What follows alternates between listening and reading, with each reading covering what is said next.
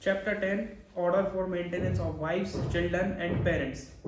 Section 144, Order for Maintenance of Wives, Children and Parents. Subsection 1, if any person having sufficient means neglect or refuses to maintain A. His wife unable to maintain herself, B. His legitimate or illegitimate child whether married or not unable to maintain itself, or C. His legitimate or illegitimate child not being a married daughter who has attained majority where such child is by reason of any physical or mental abnormality or injury unable to maintain himself, D. His father or mother unable to maintain himself or herself. A magistrate of the first class may, upon proof of such neglect or refusal, order such person to make a monthly allowance for the maintenance of his wife or such child, father or mother at such monthly rate as such magistrate thinks fit, and to pay the same to such person as the magistrate may from time to time direct, provided that रुक जाओ। सबसे पहले तो maintenance को आपको समझने के लिए ये जानना पड़ेगा कि मेंटेनेंस किसी को सजा देने के लिए नहीं बनाया गया है। आया समझ में? मेंटेनेंस बस और बस उन लोगों की जो परेशानियां हैं और उनकी जो दुर्बलता कह रहे हैं, क्या कहते हैं, जो महिलाओं को बेसिकली जो वैग्रेंसी है महिलाओं की, उसको प्रोटेक्ट करने के लिए बनाया गया है। जो वैग्रेंसी है चिल्ड्रंस की, है ना, चाहे वो इलेजिटिमेट हो चाहे वो लेजिटिमेट हो, उनको प्रोटेक्ट करने के लिए कानून बना है। ठीक है, माँ बाप को उनकी वैग्रेंसी को भाई, क्योंकि अगर वो अपने आप को मेंटेन नहीं कर पा रहे हैं तो ये जिम्मेदारी पुरुष पे आ गई है।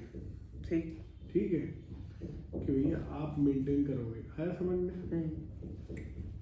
ये अलग बात है कि इसका बहुत फायदा उठाया जाता है, लेकिन अब कानून है तो क्या करोगे आप? ठीक है ना।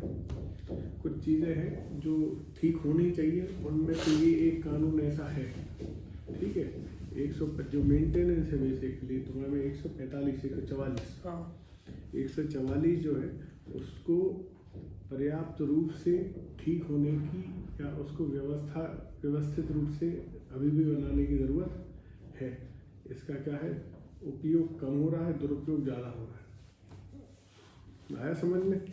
इसका उपयोग धमकाने के लिए, वो बेसिकली मेंटली टॉर्चर करने के लिए पुरुषों को ज़्यादा किया जाने लगा है आजकल। पहले एक केस लिखो शाह बानो बेगम का, शाह बानो बेगम वर्सेस मोहम्मद अहमद खान। इस केस में माननीय उच्चतम न्यायालय ने ये बोला था कि भैया ये जो एक्ट, ये जो मेंटेनेंस वाला प्रोविज़न है, ये हर धर्म पे अप्लाई होगा। मतलब आप ये नहीं कह सकते कि मुसलमानों का अलग से वो है कानून है और हिंदुओं का अलग से कानून है तो ये अप्लाई नहीं होगा। नहीं, ठीक है ना। CRP सब पर, ये भारतीय नागरिक सुरक्षा संहिता सब पर इक्वली अप्लाई होती है। ठीक है ना। फिर एक इम्पोर्टेंट केस है, फिर आप ये लिखो, हाँ,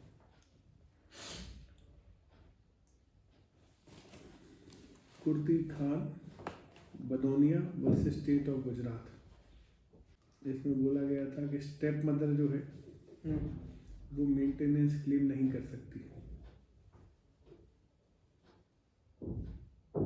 ठीक है ना। फिर जो मेंटेनेंस पे बर्डन ऑफ प्रूफ है वो एप्लीकेंट पे होता है। अच्छा, ठीक है ना।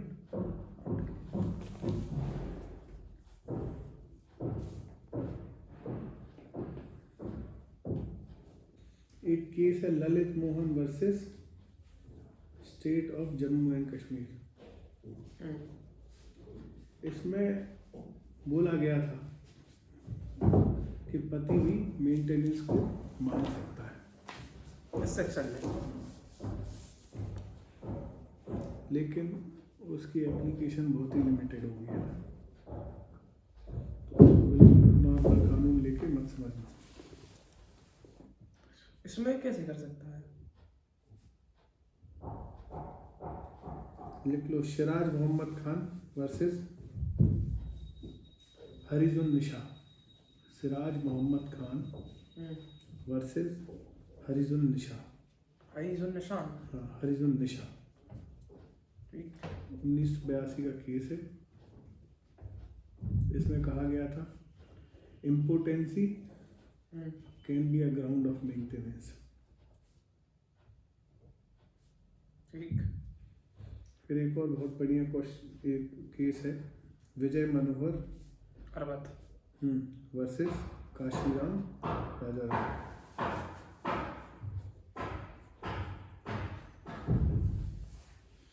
इसमें सुप्रीम कोर्ट ने कहा था कि डॉटर भी मेंटेनेंस दे सकती है। अब आ जाओ सेक्शन पे वापस। Sub section 1। If any person, है ना, हैविंग सफिशिएंट मीन्स, एक ऐसा व्यक्ति जिसके पास सफिशिएंट मीन्स है ना, अगर वो रिफ्यूज कर रहा है या निगलेक्ट करना है मेंटेन करने के लिए, किसको निगलेक्ट कर रहा है? उसकी वाइफ को जो अपने आप को मेंटेन नहीं कर सकती, ठीक है ना। दूसरा, उसके लेजिटिमेट या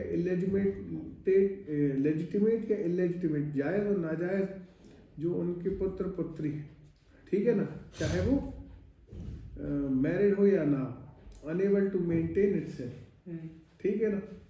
और तीसरा, his legitimate illegitimate child not being married daughter, उसकी नाजायज या जायज संतान जो कि मैरिड डॉटर नहीं है, मतलब विवाहित पुत्री नहीं है, हु हैज अटेन्ड मैच्योरिटी, है ना।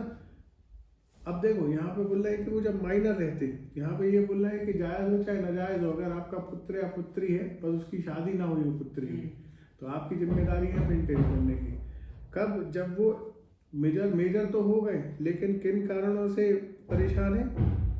फिजिकल या मेंटल एबनॉर्मेलिटी से या इंजरी, है ना, या कोई इंजरी से, और उसके कारण वो अपने आप को मेंटेन नहीं कर पा रहे, पागल हो गए हैं, किसी दुर्बलता से ग्रसित है, कोई बीमारी से ग्रसित है ना, अपने आप को मेंटेन नहीं कर सकते, तो फिर उनको मेंटेन करने की जिम्मेदारी किसकी होगी? उनको मेंटेन करने की जिम्मेदारी होगी उस व्यक्ति की। आगे समझ में? सर उस व्यक्ति का, अब यहाँ पे व्यक्ति की डेफिनेशन में सन है भैया, फादर हो गए, सब कुछ हुआ, रिश्तेदार जो मेंटेन कर सकते हैं। अच्छा, आया समझ में? ठीक। अगर बी वाले में माइनर की बात कर रहा है, सी वाले में मेजर की बात। हाँ, सी वाले में है, दोनों में लेजिट जायज हो चाहे नाजायज संतान हो, है तो आपकी, तो आपको मेंटेन करना पड़ेगा। ठीक, ठीक है ना। लेकिन बी में क्या है कि बी में भैया आप अभी वयस्क नहीं हुए हो, सी में आप वयस्क हो गए हो। ठीक है, ठीक है ना। अब डी, हिज फादर और mother unable to maintain himself और हरसेल्फ, भाई उनके माँ बाप, आपके माँ बाप हैं, अगर वो मेंटेन नहीं कर पा रहे तो आपकी जिम्मेदारी। ठीक है। एक सवाल है, ये जो मेन हेडिंग में लिखा है order for maintenance of wives, इसका और इस वाली का मतलब अंतर क्या है हुआ? हिज वाइफ और वाइफ्स, WIVES, दोनों में अंतर क्या है? 144 में ऊपर लिखा है जो, हाँ, हिंदी में सही है, देखो। नहीं तो उधर भी वाइफ लिख सकते थे ना। हाँ लिख सकते थे, पर उससे भी फर्क थोड़ी ना पड़ेगा। ऐसा है, मुझे ऐसा लग रहा है कि इसमें बहुत सारी पत्नियों की बात की गई है, वाइफ्स प्लूरल फॉर्म है। मुस्लिम्स के लिए भी, मुस्लिम के लिए हो सकता है, वाइडर स्कोप। तो फिर हिंदी में भी लिखना था ना पत्नियां। वही ना, इसको पढ़ना पड़ेगा यार।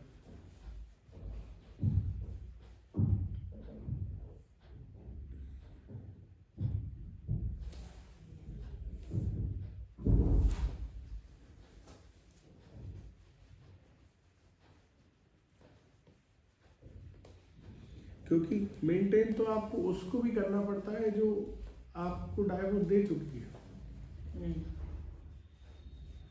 जिम्मेदारी तो उसको भी, ये भी बहुत बड़ा प्रश्न है, सुन लो भैया। मेंटेनेंस तो आपको उसको भी देना पड़ेगा जिससे आप डाइवोर्स ले चुके हो, जब तक कि वो दूसरी शादी ना जब करती। तक कि वो दूसरी शादी नहीं करती। तो उस केसेस में हो सकता है वाइफ भी हो सकता है। मल्टीपल, तुम्हारा प्रश्न ये है कि मल्टीपल वाइफ्स भी कह रहे हैं, हाँ ठीक है ना। हम वहां पे इस बात को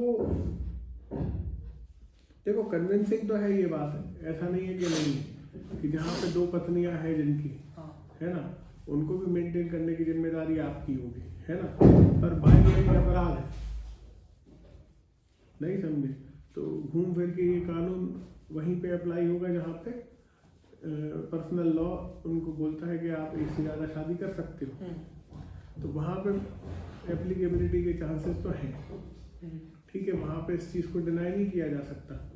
लेकिन अगर हिंदू लॉ में बोलोगे तो ये पॉसिबल ही नहीं है, होगा तो एक ही है, वहाँ पे तो एक ही वाइफ की बात है, बाइगेमी अपराध है ना।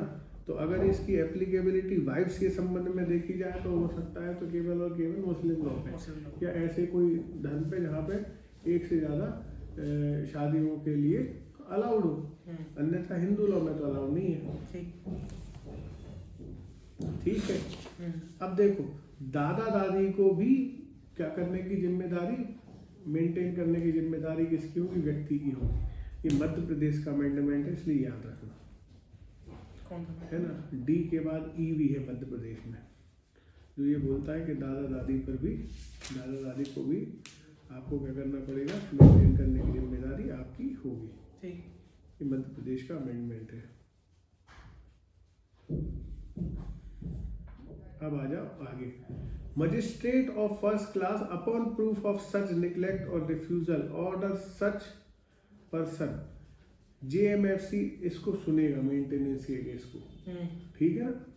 Judicial magistrate first class maintenance के केस को सुनेगा, और जब उसको ये विश्वास हो जाएगा, प्रूफ हो जाए, मिल जाए उसको कि सामने वाला व्यक्ति क्या कर रहा है, निग्लेक्ट कर रहा है, रिफ्यूज कर रहा है किसको, मेंटेन करने का,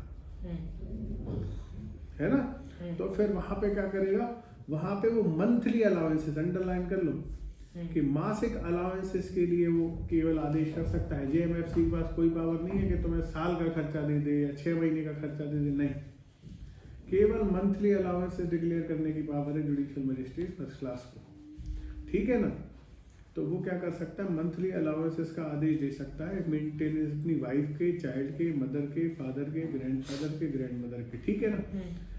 eight such monthly rate as magistrate thinks fit, उस दर से या उस जो मासिक जो बता रहे हैं मेंटेनेंस कि भैया इतना रुपए आप दोगे, तो जितना मजिस्ट्रेट को सही लगे उतना दिला सकता है, ठीक है ना। अब देखो, to pay the same to such person as the magistrate from time to time direct. अब तुमको ये समझना पड़ेगा कि यहाँ पे कोई जो मेंटेनेंस की राशि है वो फिक्स नहीं है, कितनी भी हो सकती है ना, लेकिन हमेशा देने वाले पे डिपेंड करेगा, उसकी परिस्थिति पे डिपेंड करेगा। आया समझ में, ठीक। अगर ये मंथली रेट ना देना हो तो फिर किसके पास रहेगा, जैसे कि वो नहीं होता कि एक बार पूरा दे देंगे, पावर ही JMFC की नहीं। आप करते, आप अगर ये दोनों पक्षों के बीच की बात है, ये कोर्ट की पावर नहीं है, कोर्ट अलाउ कर सकता है मंथली रेट। आप अगर एक मुश्त देना चाहते हो और दोनों पार्टी राजी है तो कोई दिक्कत नहीं है, फिर कौन देगा ऑर्डर, है वो वाला ऑर्डर, फिर आदेश नहीं देगा वो, समझो। अगर एक मुश्त जाना है, ठीक है, मतलब जैसे लमसम, हाँ लमसम हम पे करने तैयार है और सामने वाला लेने तैयार है, तो दोनों लोग कोर्ट में इस बात को बता देंगे, तो कोर्ट कहेगा ठीक है, और तुम लोग की आपसी बातचीत है कि भैया अब हम कोई क्लेम नहीं करेंगे, नहीं समझे, आया समझ में। ठीक। अगर लमसम हमने ले लिया है तो भैया हम किसी प्रकार का कोई दावा कोर्ट में नहीं करेंगे, तो आपने बात को कोर्ट में कह दिया, बोले ठीक है भाई। जब सामने वाला लमसम पेमेंट करने के लिए मेंटेनेंस का तैयार है, दूसरा पक्ष उसको लेने के तैयार है, और उसके बाद वो कभी किसी बातचीत को आगे नहीं करेगा, ठीक है, तो कोई दिक्कत नहीं है, वो फिर एग्रीमेंट के बेसिस पे होता है। लेकिन जो इसमें सवाल है कि जो JMFC है वो सब मंथली दे सकता है, तो वो सिर्फ मंथली दे सकता है। तो वो वाला ऑर्डर कौन देगा फिर, कौन? लमसम वाला कोई आदेश नहीं देगा, वो एग्री है, वो आदेश नहीं देता है, वो आदेश में लिख देता है कि भैया इन दोनों पक्षों ने इस बात को एग्री किया है। अच्छा, हाँ, हम आदेश नहीं कर सकते। अच्छा, मतलब कोर्ट के बाहर वाला सीन है, ऐसा नहीं हाँ, सकते। आप दोनों एग्री कर, नहीं आप कोर्ट के अंदर एग्री कर जाओ, कोई दिक्कत नहीं है, वो आप लोगों के बीच की बात है। ठीक भाई देखो फैमिली मैटर है ना, दो पक्ष तैयार है किसी चीज़ के लिए और उसके बाद वो नहीं आगे जाना चाहते हैं, तो कोर्ट इस बात का आदेश दे सकता है ना भैया। कोर्ट ये आदेश दे देगा कि भैया इनका मेंटेनेंस का जो है वो पूरा सेटल हो गया, खत्म। और वो क्योंकि ये बोल रहे हैं, अन्यथा मंथली तो दे ही रहे थे। ठीक है। Provided that the magistrate may order the father of a female child referred to in clause B to make such allowance until she attains her majority, if the magistrate is satisfied that the husband of such female child, if married, is not possessed of a sufficient means.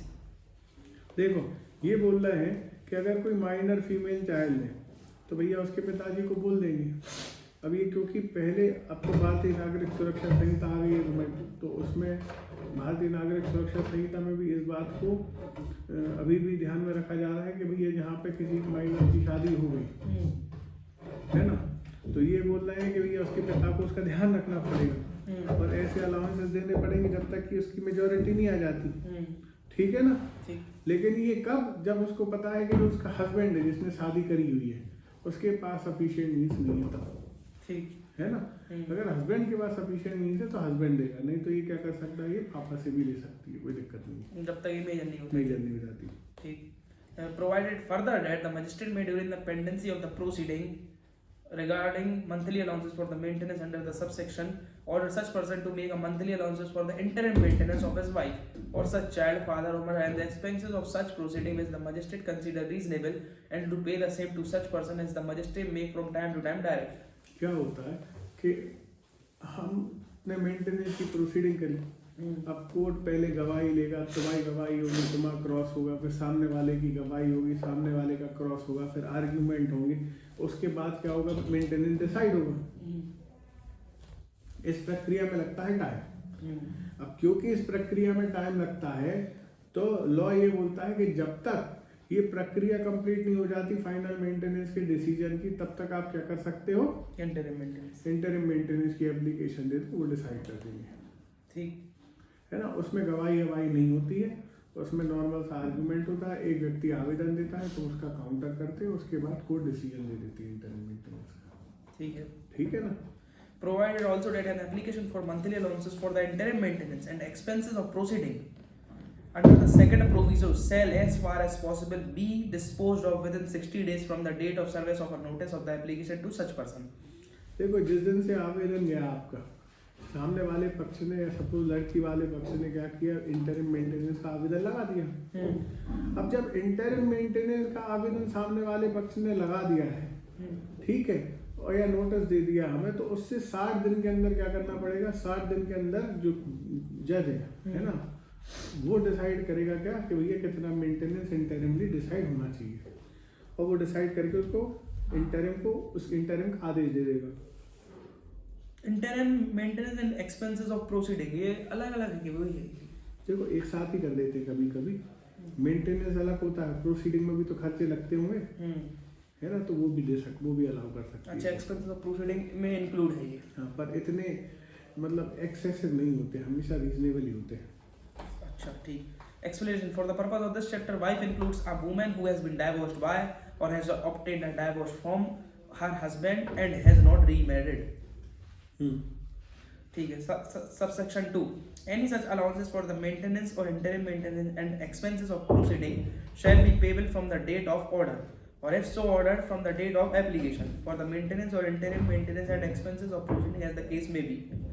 देखो, अब court दो तरीके से आदेश कर सकता है ना। Allowance for the maintenance और इंटरिम मेंटेनेंस या एक्सपेंसेस के लिए shall be payable from the date of order और from the date of application for maintenance। भाई, जिस दिन आपने कोर्ट में आवेदन दिया था कि साहब हमें मेंटेनेंस दिलाया जाए,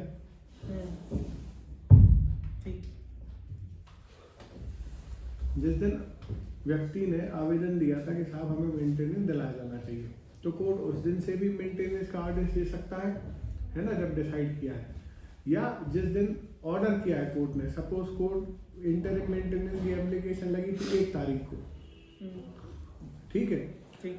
अब वो अगले महीने की 15 तारीख को डिसाइड हो गया, है ना।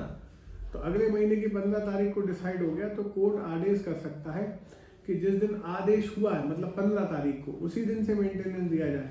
क्या कोर्ट इस बात का भी आदेश दे सकता है कि जिस दिन आवेदन लगाया था मतलब 1 तारीख तब से मेंटेनेंस दिया जाए। ठीक है, आगे समझ ये में। कोर्ट का डिस्क्रिप्शन है पूरा। Subsection 3, if any person's order fails without sufficient cause to comply with the order, any such magistrate may, for every breach of the order, issue a warrant for levying the amount due in the manner provided for levying fines, and may sentence such person for the whole or any part of each monthly allowances for the maintenance or the interim maintenance and expenses of proceeding, and the case may be remaining unpaid after the execution of the warrant, to imprisonment for a term which may extend to 1 month or until payment if sooner made. आया समझ में।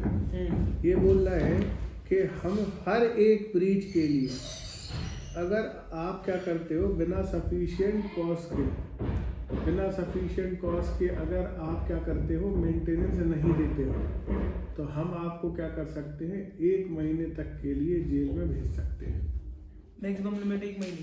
हाँ, हर एक breach के लिए, हर एक breach जैसे monthly allowance पे होगा ये प्लान ना, हर एक ब्रीच के लिए हम आपको भेज सकते हैं।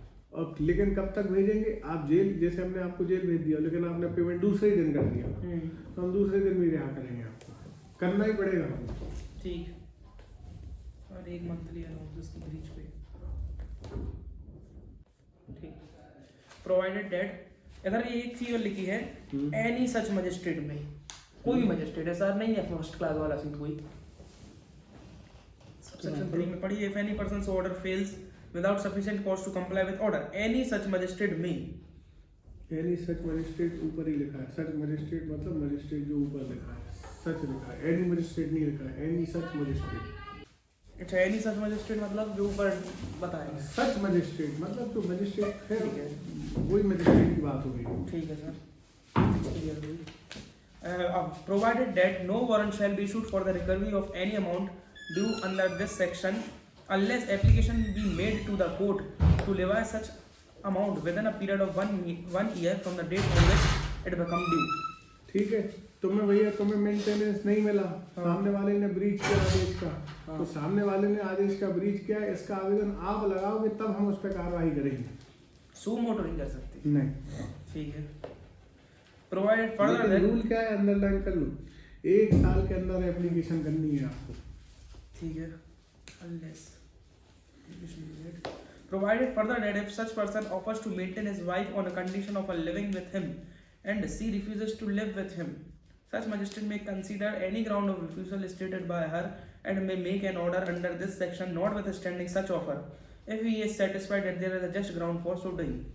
ठीक है, महिला कहती है, उसकी वाइफ ये क्या कहता है, जो मेंटेनेंस दे रहा है वो ये बोल रहा है कि साहब हम मेंटेनेंस तभी देंगे जब ये लड़की हमारे साथ रहेगी।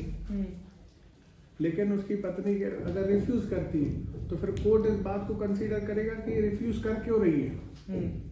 कोई रीजनेबल ग्राउंड है तो ठीक है, अगर अनरीजनेबल है ग्राउंड तो फिर कोर्ट कंसीडर कर सकता है उस फैक्ट को कि ये साथ में क्यों नहीं दे रही। आया समझ में? मेंटेनेंस डिसाइड हो गया ना अगर, तो मेंटेनेंस तो हो गया लेकिन हम मेंटेनेंस तब देंगे ये हमारे साथ रहेगी। हमने कोर्ट में आवेदन किया है कि साहब ये हमारे साथ रहे तो हम तो मेंटेन करने तैयार हैं, मेंटेनेंस देंगे हमारे साथ रहेगी, लेकिन अब वो कह रही कि नहीं हम साथ में नहीं रहेंगे, तो रिफ्यूजल का कारण क्या है ये तो बताओ यार। ठीक है, ठीक है, ये हो गया सर। लेकिन सर एक सवाल उठता है, जैसे वो साथ में रह रही है तो फिर मेंटेनेंस देने का तो कुछ बनता ही नहीं है। अगर साथ में रह रही तो हम तो मेंटेन करेंगे फिर एज अ हस्बैंड, फिर क्यों देंगे हम उसको मेंटेनेंस? वो हमारे साथ रह रही, जो हम खा रहे हैं हम उसको भी खिलाएंगे। भैया कोर्ट आदेश पहले तो नहीं रह रही थी ना, पहले बन गई थी। ठीक है, नहीं समझे? फिर कोर्ट ने उसने बोला कि भैया ये मेंटेनेंस दो, साहब मेंटेनेंस तैयार है। हाँ ठीक, आया समझ में? ठीक है।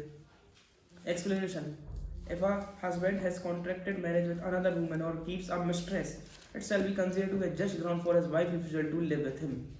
हाँ, अगर किसी मिस्ट्रेस को रखता है, हाँ ठीक है, हस्बैंड किसी अन्य महिला को अपने साथ रखा हुआ है। कॉन्ट्रैक्टेड मैरिज क्या होता है? If husband has contracted marriage with other women, मतलब किसी और से शादी करने के लिए उसने वादा कर दिया। है ना, या क्या कर रहा है, मिस्ट्रेस को अपने साथ रखे, कोई कीप को अपने साथ रखे, ठीक है, मतलब बेसिकली रखेल है उसकी। हिंदी में लिखा है पति ने अन्य स्त्री से विवाह कर लिया है। हाँ, कॉन्ट्रैक्टेड मैरिज में ये मुस्लिम मैरिज की बात कर रहा है, उसे कॉन्ट्रैक्ट बोलते हैं ना। अच्छा, ठीक है। ठीक है, या वह रखेल रखता है तो उसकी पत्नी द्वारा उसके साथ रहने से इनकार करना न्याय संगत है, और वो नहीं रहना चाहती है तो नहीं रहेगी, ठीक है। ठीक है।